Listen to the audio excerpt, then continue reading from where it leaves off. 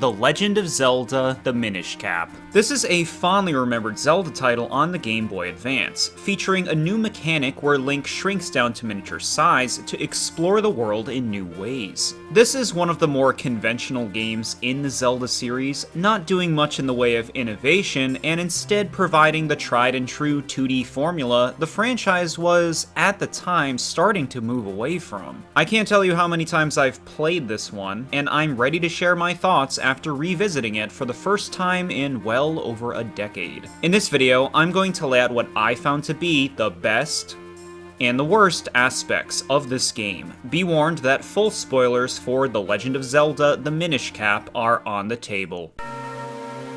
The best. Number 1, pacing and direction. While it takes a while until the Minish Cap fully opens up, once it does, it's very engaging in how it's paced. Conversations and goals are direct, rarely ever leaving you confused about the path forward, with little throughout feeling like filler. It only takes about 20 minutes to enter the first dungeon, and they're appropriately spaced out from each other. While the writing isn't particularly captivating, it gets the job done, providing clear objectives for the player. Despite its brief presentation, there's enough characterization to endear the player to Link's relationships with Zelda and Eslo. Dungeons are largely linear, with puzzles mostly contained to a single room, but this allows progress to feel constant, with a continually building momentum that never really lets up. Although the Minish Cap is quite short at around 10 hours, the length suits the game perfectly, and I'm glad it doesn't feel the need to draw things out. It never loses its focus on classic 2D Zelda gameplay, executed as well as ever and honed from years of experience. Number 2, sprite work. The Minish Cap boasts some really attractive sprite work, with a pretty and colorful style to everything. Characters are expressive despite how small their models are, with well-communicated reactions and emotions. Enemies are distinct, giving a good idea of their strength by their appearance alone, with a lot of variety. When miniature-sized, the visuals do a superb job of placing you in a small environment, with huge clumps of foliage and household objects all over the place. A particularly notable example sees a tiny Link dodging giant raindrops as if being assaulted by falling bombs. Graphical effects bolster the immersive feeling to many areas, such as the fog in Minish Woods and the steam in the Cave of Flames. Houses have a nice amount of detail, with Hyrule Town feeling surprisingly active considering its size and limited presentation. Murky swamps feel like swamps. Freezing cold temples feel cold. The prairie is a sunny, happy place to run around. The art and color direction is to be admired in the Minish Cap, ensuring it's one of the best looking games on the Game Boy Advance. Number 3, items. Zelda games often have a lot of nice touches, and I'm happy to say the Minish Cap's items are very well considered for a 2D title. While some can feel gimmicky or specific, most of them have multiple utilities with consideration for how they'd work with different objects and enemies. The Gust Jar is a great example. It can suck in items and dirt and then shoot gusts of air back out, but the amount of ways this is utilized is impressive. You can use it to pull a mushroom cap to cross a gap, propel a lily pad down waterways, or mess up enemies with varying effects. The Cane of Paki is another example. It's primarily used to flip items and enemies upside down, an ability already suited to varied interactions, but the cane also lets Link propel himself high out of holes, a thoughtful addition lending it even more use. It seems the developers really did what they could to make the most of these items, when typically you'd only find them capable of a single action in past 2D entries. Some classic items are here too, and generally work the way they always have, but it's nice to see this much thought put into many of the new ones, and some traditional ones as well, making for a memorable selection. Number 4, the Palace of Winds. The Minish Cap's dungeons are all solid, but I wouldn't say they're especially memorable. Temple of Droplets has an alluring aesthetic with some cool ideas, but slippery ice floors are a tough sell. The biggest exception to this selection is the Palace of Winds, the penultimate dungeon dungeon that takes place in a massive temple high in the clouds. This is by far the largest dungeon in the game, with a ton of different challenges and puzzles putting everything the player's been through to the test. It's host to quite a few new enemies, non-linear areas, and the boss of the palace, the Georg pair, who I'm pretty sure a lot of people find frustrating, but I think this is a great fight, and certainly the standout of the bosses in the Minish cap. Utilizing Link's splitting technique to attack the correct eyes, all while dodging incoming fire and flying fish, makes for an incredibly cool setting. I can only imagine what this would look like in 3D. The Palace of Winds is one of the most worthwhile experiences in the Minish cap,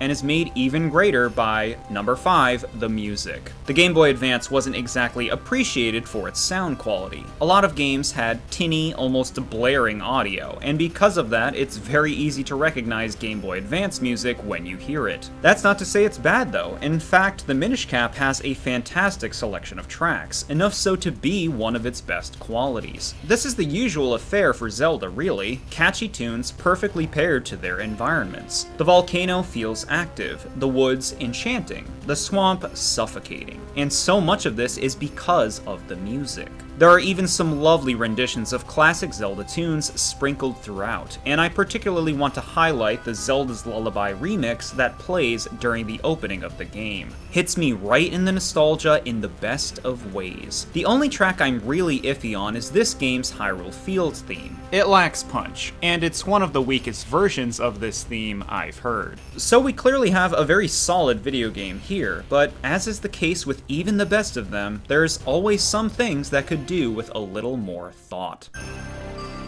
The worst, number 1, menu usage. Opening menus to change your equipment has always been a thing in Zelda, but the Minish cap really needed to have more than 2 whole slots for items. Considering you're rarely ever going to unequip your sword, you basically have a single slot for another item the entire game, which leads to constantly opening up the menu to change that one item, even in very short spans of time to deal with absolutely any puzzle or enemy that requires it. I know controllers only have so many buttons, but a few smart decisions with how they're mapped would have cut down a lot on interruptions. For example, the shield in some previous Zelda games was automatically equipped when not swinging your sword, and the Pegasus boots have often had their own dedicated button as well. But for whatever reason, they're stuck in the menu. This leads to some items, like the aforementioned shield, never being used because why waste the one slot you have outside of your sword for a rarely useful defensive item when you could be fighting with a bow or something else instead. It's not like the menu takes forever to open, it's just a bit much in areas with a dense amount of varying puzzles and enemies, and is particularly glaring in boss fights where you have to make use of multiple things. Number 2, underdeveloped mechanics. The Minish cap introduces 2 primary mechanics, shrinking and splitting. Fun ideas that unfortunately don't come close to their full potential, ultimately feeling shallow and gimmicky. Shrinking down opens up so many possibilities, but it's rarely taken advantage of in interesting ways. Getting into small holes and dungeons is of course something you need to shrink to do, but most of these locations could easily be full-sized and nothing would really change about them. Sure, the enemies are insects, which is a nice touch, but there's little reason they couldn't just be normal enemies. The few moments actually utilizing the shrinking mechanic in compelling ways include entering a boss to destroy it from the inside, heading into the rafters of a house to find a lost book, and sadly, not much else. Moments like in Mount Krenel when you have to move a massive seed despite being small are missed opportunities. Considering how much bigger it is, there could have been a creative way to move the seed, but no, you just lift it. Shrinking doesn't really add much beyond the novelty of being small, which is charming in its own way, but noticeably insubstantial for so much of the game to revolve around it. Splitting more understandably lacks depth, considering this is a Game Boy Advance game, but when its uses boil down to walk across the room and push a block, or walk across the room and press switches, it kind of feels like, what's the point? To be fair, there are 3 bosses that use this mechanic, asking you to set up the links in different patterns, and these moments work well, but nothing else about this mechanic feels worthwhile. Puzzle and dungeon design could have really been elevated if you controlled the doppelgangers individually. But again, Game Boy Advance, so I'm not surprised this is what it is, but at the same time, the missed potential for both of these new gameplay mechanics is a real shame. Number 3, hand-holding. By no means is the hand-holding here egregious, but it's present enough to be worth mentioning. Eslo interrupts from time to time to be sure you know what you're doing, or just to comment on the situation. The commentary's great, and helps flesh him out more as a character along for the journey with Link. But the tips are more like straight up telling you what to do to solve a puzzle or progress. This is to be expected early on in the first few dungeons, but what I'm not on board with is this still happening in the final areas of the game. I think I can figure out shining sunlight on the ice will make it melt, Eslo. It's the only thing to do in the entire room. The worst moment happens in Dark Hyrule Castle, the final dungeon where he interrupted me already doing what I figured out to do to tell me to do it. This one especially caught me off guard. It's like, come on, it's the end of the game. At least let me solve a simple puzzle at this point. You didn't even let me try. And again, it's nowhere near as bad as it could be, but there are a fair amount of instances that feel patronizing because of the guidance. Number 4,